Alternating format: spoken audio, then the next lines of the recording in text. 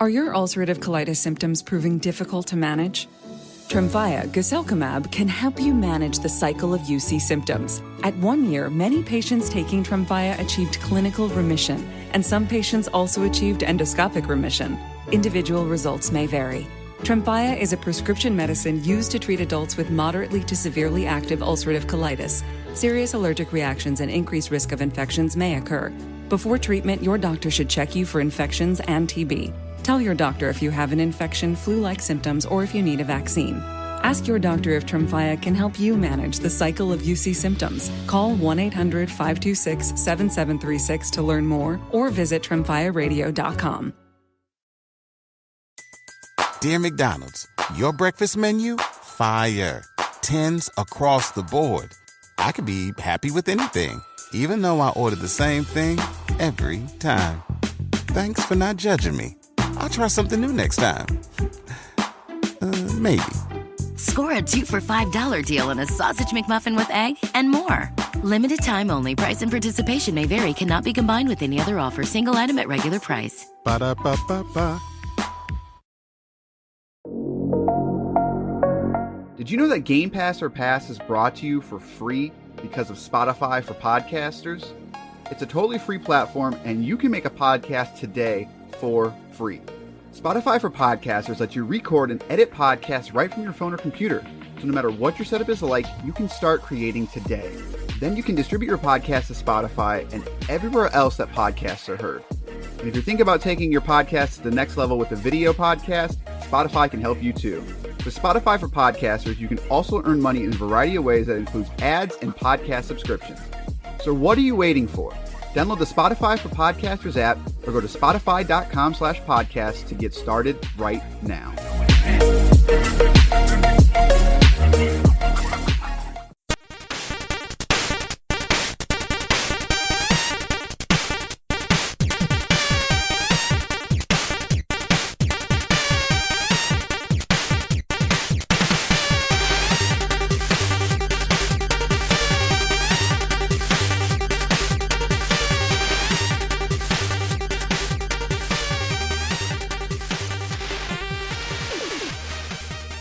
What a deal, good sirs. Welcome to another episode of the Game Pass or Pass, the podcast where we play all the games on Microsoft Games Pass service so you don't have to. By the end of the show, we will tell you if this game is good enough to pass along to your friends or pass on by it. Today, I'm joined with Corey. Yo. Corey, what's going on? Oh, you know, playing that Messenger and playing a little Apex. Dat Messenger? Dat Messenger. Fucks with Dat Messenger. Apex, it's a side. That's not on Game Pass, but it should be, right? I guess. I mean, it's free to play, so. Oh, okay, all right. You gotta say your name? Wait, I forgot. Hold on. I never off the script before. I forgot what came next. Oh, why am I reading the rest of this bull nonsense? Anyway, they already know who I am. It's Basher. Same old Basher, man. Yeah, as you said, we're talking about the game Messenger on Game Pass. The Messenger. The Messenger. Dat Messenger. Developed by who now? Is that the Sabotage? Sabotage? Sabotage Studio. It's their first game. That's really? Yep, it's their first ever game. I'm thoroughly impressed. Yeah, yeah. I would have thought they made at least a few other of these pixel-like games, whatever they want to call them. This pixel art games. So, like, it's not really pixel-based, though, is it? Well, part of it is. Yeah. No, I guess actually, no, not really. It's not. It's more sprite-based, I guess. Exactly. Yeah. Well, and they're from Quebec. Well, I remember being at work and then you sending me a message on the Messenger application telling me to download the Messenger immedially because you loved it. Tell me more about this game. Well, the Messenger. See, okay, so the first things first is I want to put a somewhat. This is a hard game to talk about because there are actually spoilers for it. So it's hard to talk about why I liked this game a lot because this game does have like some twists in it that you don't really expect coming. So what I'm going to say is that I think for like the first couple minutes, I'm going to talk about why I like it. And then I'm going to say, if you don't want to be spoiled by a couple things, then probably turn off then. But so I guess we're going to do this a little different to that. The reason I love this game is because it starts out as kind of like a Ninja Gaiden game, but it's not like stupid difficult where I don't know if you've ever... keep in mind, this is by Ninja Gaiden, I mean like 1992 Ninja Gaiden. Right. Like Yeah, where every enemy can basically just destroy you if you don't know what you're doing. So like when I first started playing the game, I was like, all right, I can get into this. But then they instantly give you that jump mechanic where basically if you hit something in the air or if it's an enemy, sometimes there's like things in the background, foreground, whatever you want to call it, like kind of like candles in Castlevania. There's stuff like that. But every time you hit that, you can get another jump. So then instantly, like they give you like a stare of things that you can just keep hitting and just keep going up. I'm like, all right, I'm into this. Like I'm digging this. And so like the first hour just sort of flies by. I'm digging the music. I'm like, and I'm not dying, which is something that, you know, the only game that I can think about that even came close to this was Strider, the Strider remake. I did like some Strider. Yeah. And that game was really good because it starts you off, you know, it starts very basic, but it ramps it up very quickly in terms of the mechanics and as well as the, what do you want to call it? I don't want to say the difficulty, but it's got a good rise to it. It gets more difficult as you go on in a good way. It never just kind of throws stuff at you. So I was hooked. Like I haven't played a game like this probably since Strider, and I was a huge fan of that game. And I love games that basically, you know, like stuff like Mega Man and Mega Man, I'm more specifically Mega Man X, to where when they start introducing stuff like slides and double jumps and wall running and stuff, that basically you become one with the ninja and you feel like a ninja. Like you're hitting stuff and there's times that you don't even touch the ground for a couple minutes. Like, yeah, this game has an incredible flow to it. Whereas like you said, like it's more than just time passing by quickly. It's like more than me playing an hour feeling like 20 minutes. It's really kind of like it's a matter of you get into this mode where it's all muscle based. You're not really thinking, you just reacting to the things that's happening on the screen, and it feels all very smooth. It feels very polished. And I mean, when I first started playing, I liked it. I really did. I mean, and I still do. It's just a matter of I'm not a huge fan of. So like we compared it to Strider just a minute ago. Like the thing I like about the 2014 Strider remake, I want to say, is that it took that older game and brought it to a modern time, so that it had modern flair to it and modern gameplay. The Messenger is 100% a love letter to the 80s action games. So like when we say it's like the old Ninja Gaiden, it is lifted like Ninja Gaiden gameplay. So it's like even like the run animation is very similar to the original Ninja Gaiden. Yeah. So it's like, which it's not a thing I dislike, but it's definitely something that I don't love anymore. And I think it's just because me personally, I don't have that grip on nostalgia for most things in terms of gaming. So like when I played, I'm like, this is really fun, but like what's the twist? And for the longest time in the game, like honestly, that double jump, that kind of hooked me. I'm like, this is fun.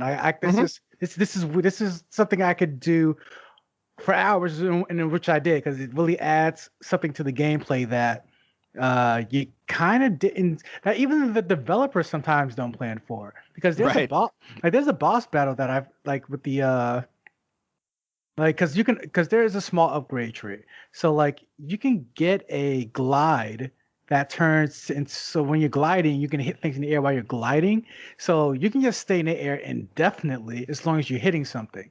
Right. There's a boss in this level, on one of these levels, where if you get on top of the head, it's touch over. You. Yeah. Like, it's over. Like, well, and but the thing is that I actually don't. I think they intended on that, because for whatever reason, and maybe I'm just dumb, I cannot tell you how many times during boss fights I forgot that if you hit something, you can jump off of it. Okay. And there was, I think I know the boss you're talking about with the hands, the big hand thing. Yes. Yeah. So I was actually struggling on that boss for a little while, and I was like, what am I doing wrong? And then like, it just dawned on me. I was like, oh my God. Like, I was like, of course I can hit, because I shouldn't say almost everything, but a lot of the enemies do die in one hit. So you sort of kind of create this flow that you're used to of just like hit, jump, hit, jump, hit, jump.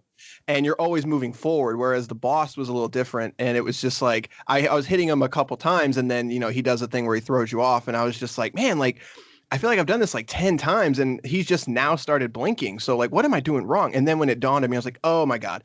So,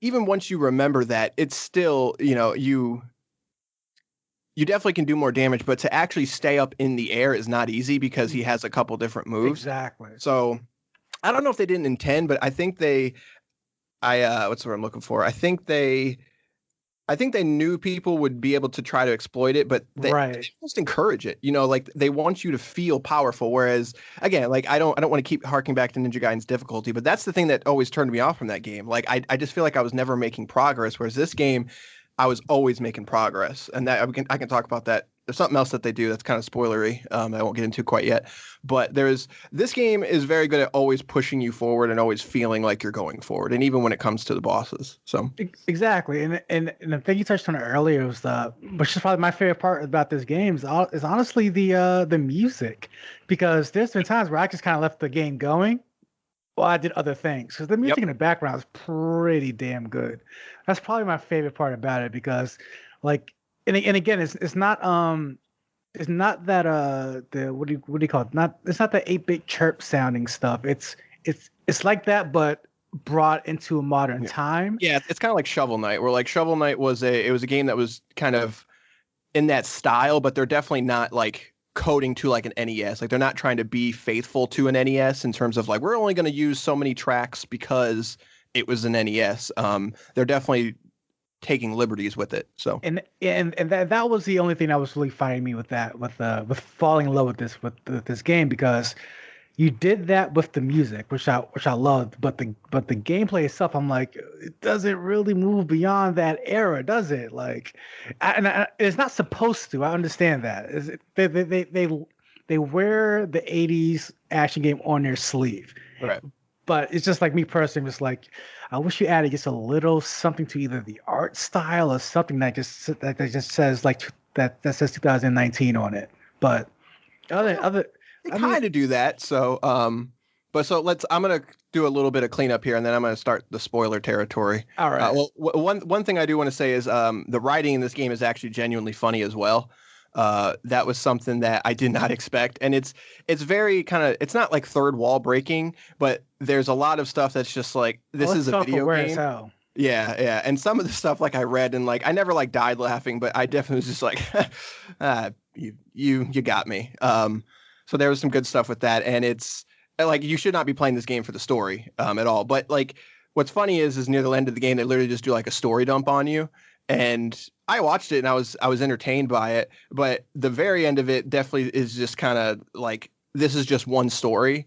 And I really hope that they do more in this, and I want them to make a sequel to this game, and I want them to push the boundaries of what they've been doing in other ways that we'll talk about in a minute. But so this game is only on Game Pass PC, we should say. It is not on Xbox at all, believe it or not. And it is also available on Switch and PS4 if you want to play it elsewhere, or you don't have Game Pass on PC, maybe you only have it on Xbox. So it is not Xbox Play Anywhere. And the no microtransactions. And the one last thing is it does have achievements, though, because it came out on the Windows Store. So some games do have achievements. And I got about 700 of the 1,000 achievement points just by basically playing the game. So those last 300 points, I looked through them, and I would say it's going to require a lot of backtracking, and it's going to require you to do some, there's like hidden rooms with these green coins basically. And that's kind of are there actually 50 of those? There are. Yeah. I got about 38 of them, I think, without really doing much backtracking, like of just kind of paying attention and going through stuff. Yeah. I got that same, near that same amount. I'm just like, I don't see where the other, like, yeah. They hit them pretty well, apparently. Yeah, there's about 10 of them that are just they're hidden. That's all I'll say. So it's moderately difficult. I'd rate it at about a probably a 5 out of 10 in terms of difficulty. You can get about 700 points pretty easy, but the last 300 you are going to have to work for a little bit. You're going to have to master the mechanics because all of those coins are hidden in rooms that do some sort of platforming puzzle. So sometimes there's wind mechanics and you got to, float just the right way. And that's where you're going to die a lot too, is those. That's making my gripe about the game as well. Yeah. Yeah. I'm not the older I get, the less enthused I am about difficulty from platforming, especially. I'm just not a fan of it at this point. Just kind of like, all right, I missed the jump. I get that, but why? So I got an insta death back to the checkpoint now. Like, I'm just kind of like, I didn't necessarily rage quit. But I definitely just kind of like, okay, like I could have played this game for another hour or two tonight, but I just fell off. I just fell into that spike pit twice in a row, and I think I'm good. Yeah, that definitely. When I sort of hit I think I finished this game in about 3 or 4 sittings. And it's about about a 10 to 12 hour game. So that first night I really dived into it. And then that second night I played for about an hour or two. And then I kind of hit because the game does get harder and I sort of started hitting some of the more difficult stuff. And I just couldn't hit the jumps right. And I just kept dying. I was like, all right, I need to come back to this another time. But it's not punishing. Like it's not like a Super Meat Boy or like a Ori and the Blind Forest where it's just like, no. Yeah, like you can die quite a bit, but you're not going to get into the hundreds most likely, unless you're going for some of those side coins, because some of them are difficult. But they are pretty good about usually having a checkpoint relatively close. There's a couple of them every once in a while. It's just like, I'm not going back to get that right now. Like I'll come back later. Exactly. Like I don't. Yeah. So, but yeah. So I think it's fair to say that we both say you should pass this one on to your friends, and then, at least that's what I would say. I would say short answer yes, long answer depending on how old that friend is, because sure. the humor in this game is very self-aware, but it's also self-aware it hits the beats of more of a 30-year-old gamer or older, someone who's played those games and understand so they're in on the joke, because they make a direct Ninja Gaiden joke at some point, like direct reference to Ninja Gaiden, and they're like right. And like if you're as fun as the gameplay is, it's not really going to hold. I don't think it's going to hold the attention span of like a younger person who doesn't appreciate this style of game. Right. Well, and especially because of so I'm going to finish up by saying the price is also $19.99. Forgot that. So now we're going to move into more spoiler territory. So.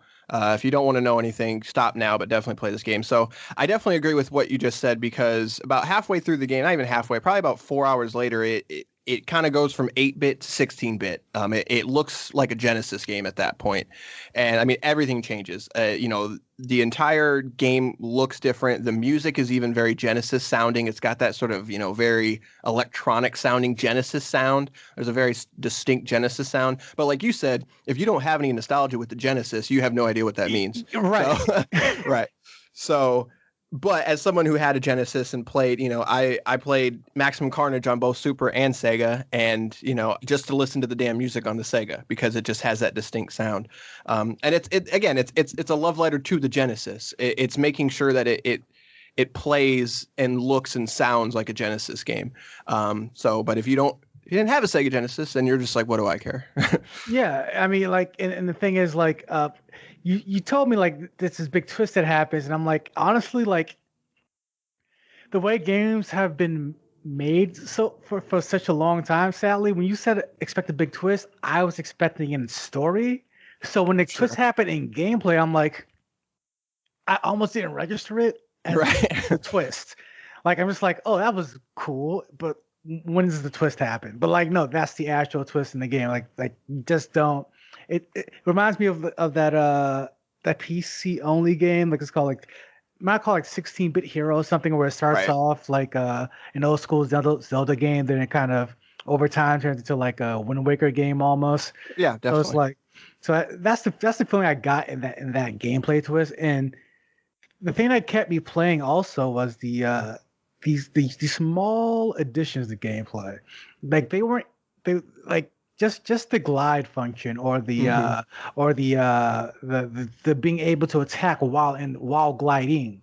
Like those that was things, big. Yeah. Like that was a game changer for me. I'm like, oh, I don't ever have to leave the ground at this point. And I really felt like it was a huge upgrade in a game that doesn't have huge flair. Like I thought they did a really good job of making the game make you feel like this cool ninja with this essentially reminiscing like no low tech soft hardware. Right. And when it changes to like the 16-bit, what's cool is because like some of those you actually get newer upgrades is almost like you couldn't do this in 8-bit, but you can because the game does switch back eventually, sort of. And so like I thought that was kind of nifty too. It's almost like the tech, now we got more tech so you can do more things. And they even in the story they kind of talk about it too. They're just kind of like, whoa, like why do I look different? And he's just like, oh, I can do more. And it kind of plays in on it. But I guess the thing that it just to go to make this game and then to make like it's not just a 16-bit like what's what I'm looking for, like skin. Like they go back and they change everything. Like there's more animations, the backgrounds are different, the enemies are different. Even the same enemies you already fought are completely different. They look different, they animate different. So to me, just as someone who has, I've talked to developers, I know developers, I've never made a game, but like the amount of work that had to have went into that is crazy. And for them to do that is awesome. Like that's just something that I never expected. And to see all of that was just really, really cool. And I like the presentation of it as well, like just the direction of it, because like it happens basically after that after you gets moved forward in time, I guess. And it's just a cool reveal. Yeah. And I guess and I think my favorite part about the game will be probably the writing of the shopkeeper. Yeah, he's awesome. He's probably my favorite part of the game because as like I said, the gameplay didn't necessarily keep me hooked for as long as I wanted it to, because the nostalgia kind of wore off on me sooner than most people would. But I did keep playing primarily for a lot of reasons because of the shopkeeper's writing, because the shopkeeper knows he's in a video game, right? And I love the fact that there's this running gag with the closet, I want to say. Like, he's like, don't touch the closet. Don't touch the closet. It's like, and then you try to touch the closet again. It's like, I said, don't touch the closet. Like, please don't touch the closet. Don't be that guy. Right. And keep going until he's like, I'll warn you, I'm going to tell you a super long story that you cannot skip if you keep touching the closet. In which I said, fuck it, let's see what happens.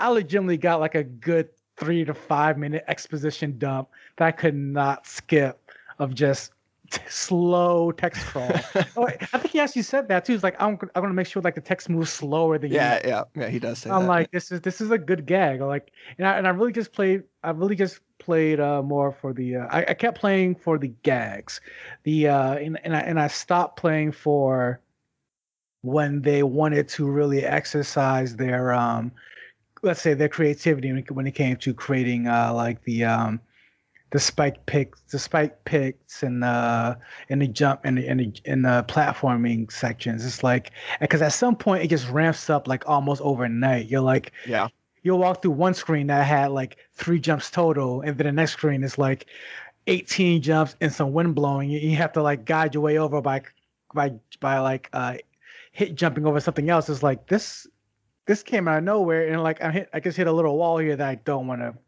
feel like progressing for tonight. But I mean, overall, I think I'm really impressed by it, and I just hope that they hope a sequel would be along the same lines of following an era. Yeah, well, and and to talk about the last major, I don't know, like I thought this was a twist, but I kind of looked at other people and they're like, I didn't think that was a twist. But so this game's kind of broken into 3 parts. It's into the 8-bit section, the 16-bit section, and then the game goes full on Metroidvania.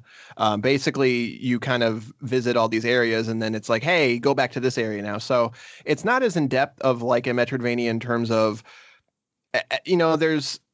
What's what I'm looking for? Like you're not going to get a missile and then a super missile, like, and then all of a sudden you have all this access to a new door. But basically, what happens is that you progress far enough in the story that certain things start opening up to you. And the one thing that I have to commend this game for is that at any time, if you're having issues, you can go to the shopkeeper, and for a small fee of the currency in the game, you can basically get a pointer on your map, which is also a gag in the game, is pretty funny. But it's just like, go here, stupid. And that is a godsend because, there's the one fallback of any Metroidvania is that if you get lost, you can get lost, period. Forever? Yeah. And you can just run around and sometimes, like, as someone who just played through Hollow Knight recently as well, it's just, there was a time that I missed a room by like a millimeter. Like I was supposed to go up instead of down, but it was like a hidden area. And I had no idea where to go. And it took me forever. And eventually I had to look it up. But with this game, whenever I got lost, it's like, I'm just not getting this here. Like, what am I missing? And I go talk to him and he's just like, oh, go here, stupid. And so I'm like, oh, geez, like I didn't even see that room over there. Like, even though it's clearly on the map, there's a freaking room right here. I just didn't go there for whatever reason. And that's nice because, like I said, that's the drawback of any Metroidvania is when you get lost, it can be entirely just like, I don't want to play this anymore. Like, I'm running back and forth and I'm seeing the same shit over and over. And I don't want to do it. So that was something that kept me going in the final part of the game, I guess you could say, the final stretch, because that's the Metroidvania stuff is kind of the last quarter of it, whatever you want to call it. And it was very cool to also some of the they also like rendered every area in 8-bit and 16-bit, because at one point you can go back and forth between time. And there's certain areas that you can do it and certain areas that you can't. But they also start playing that into the puzzles too, to where some of the puzzles actually require you to go to 8-bit and then back to 16-bit. And they're very clever with that stuff. And so like at that point, I was like, man, like I want to see the end of this game because I'm loving every part of this. And I love the dragon that you meet because he's just funny. And then by the time the credits rolled, I was like, that was great. Like, I want to see another game in this format. And I want to see them push themselves, like maybe start in 16-bit and go on like a full PlayStation era, like rawmaybe even do. That's exactly what I'm hoping for as well. Like that's what I want to see them do, that exact thing, because the drawbacks in this game for me were all personal drawbacks as me as a gamer. Like, there's just things I personally just don't like. But overall, like this is massively done, and that's exactly what I want to see them do. I want them to start from like the 64 era now, right? And see in the PlayStation 1 era, to see how that would work, if that's even possible. Because I would have said this would have been out of like an indie first time developers league, like this, for them to do this. But I'm like, they nailed it. They fucking nailed it. Like, and again, I think the kudos to the writing, because that really kind of pushed me through, like, just to see what happens next.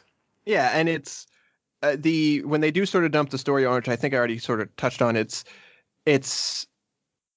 definitely, they're not afraid to say that there is a story and there is lore here. Like, this isn't just a one-off. Like, they've definitely made what's the word I'm looking for?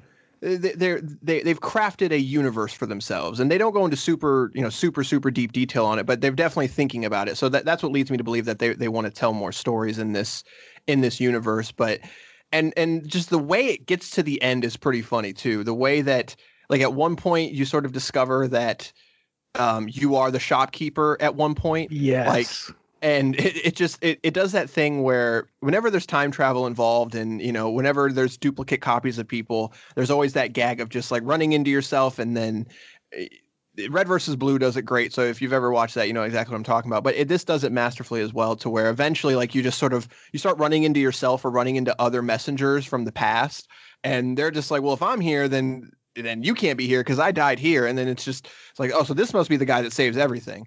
And once it finally gets to the end, the payoff is very good. I was very, very satisfied with the ending, with the humor, the way it ends. And basically they're just kind of saying, this was just one story and we've got plenty more to tell. So plenty more to hear if you just listen to the shopkeeper, because you can ask the shopkeeper, like, tell me a story. And I feel like half of those are like legit, like possible ideas of what they want to do or what actually happened in their lore. So, like, yeah, I'm looking forward to the next game. This is a knockout out park for me. Yeah, the only other game that has grabbed me like this in this style was probably Shovel Knight. Like, that was the last game that, because like a lot of these 2D games come out and they just, I don't know. There's just something about them. They're too faithful to me. I don't like. Yeah. I just can't do. I don't have a lot of love for a new game that is so old. Right. Like you got to do something new. You got to do something different. You got to put a twist on it, like a legitimate twist on it. So like whether you do something like this where you're moving throughout the eras, or maybe you make it so that like even quirky writing alone wouldn't have done this game justice. To be honest. For sure. Yeah. Like if it just stayed the way it was in the first hour, I would have said probably pass on it. But with the quirky writing mixed with the ambitious gameplay style, music, and the fantastic fucking music, that's what makes this game like a Game Pass game you should like pass on to your friends. Yeah, for sure. So I think it's fair to say we both can recommend this one, like you said. But I mean, it does kind of, if you are, I don't want to say a younger lad. I'm not saying they won't like it. It's just like I feel like they won't get the appreciation they need to get from it. Right. Yeah. No, definitely. And what I'm not going to plug other shows, but like I've heard other shows to where someone that is much younger than you and I, in their early 20s, were like, I don't get it. You know, it's just right. like, and I'm not mad at them. I don't blame them. Right. Whatever. That's another story for another time. But like it's still a fun game though. Like even if you like 2D games and you like that style of games, this is one of the better. Even still, without all of the throwbacks and the callbacks, it's still just a well-made game. Agreed. So yeah, and it's got that the interesting challenge and the challenging parts with the collectible coins and stuff, and yeah. So there is a hidden reward at the end. I won't spoil that, but if you do get all the coins, you do get something. So that's all I'll say. But so yeah, I think it's fair to say that this one gets a pass to your friends. You should not pass this one by. Right. Agreed. The good pass at the bad pass. Yes, the good pass. We really should have thought that out before. No, we'll work it out. By episode 33, we'll get it. Yeah, probably. So as normally, I think last time we were going to say we're going to try to pick our next game, but I don't know have we picked a game yet? We haven't. I'll put it in the old randomizer. See what pops up. I mean, well, hey, I'm gonna float this onto you live floating here. I think we need to mix it up, and I think we need a game that we're going to be divisive on, and I got one. Halo Wars or Halo Wars 2. Halo Wars 2? Or the original. The original's on both. It's a cross-play game, so and we can play together because we also Okay, all right, I'm down. So it's an RTS because I won't give my opinion on it, but for once I think we'll have a difference of opinion. And I tend to like an RTS, so I'm curious. Right, but Halo Wars is one of those RTSs that some people are like, fuck that piece, like, that's not a real it's like when people say Killer Instinct's not a real fighter. Like I get triggered. So I get real triggered. So the question is, do we do 1 or do we do 2? I say we do 1 and 2 back to back. Oh shit. All right. It's a two-parter. Oh shit. So, all right, that's going to do it for this episode. Oh, yeah, you're the host. You take us out. Oh no, you continue. I have a phone call. Way more important. Okay. Bullshit. Okay. That's going to do it for this episode of Game Pass or Pass. Let us know what games you are playing on whatever podcast hosting service that you have. We're on basically everything. We're on Stitcher, we're on iTunes, we're on any podcast service thing that you can think of. All right, update. That's not a very important phone call. No. Oh, okay, great. Thanks for that. And leave us some comments. You can also, we have a YouTube channel, Platform for Gamers. You can look us up there. We got Game Pass picks on there as well as just other content, I guess you could. I wanted to say videos, but that just didn't sound right. Other content, Platform for Gamers. Content sounds about right. Yeah. It just everyone says content. Videos also work because it is YouTube. Like, why wouldn't it be videos? But yeah, you just go to YouTube and just watch a blank slate of just us talking. There you go, just staring at a screen. But check us out there. Let us know what you think, what games you're playing on Game Pass, whether you disagree with the messenger. If you disagree, we're going to block you, though. So just so you know. But that's going to do it. We'll see you next time. Ooh, good days.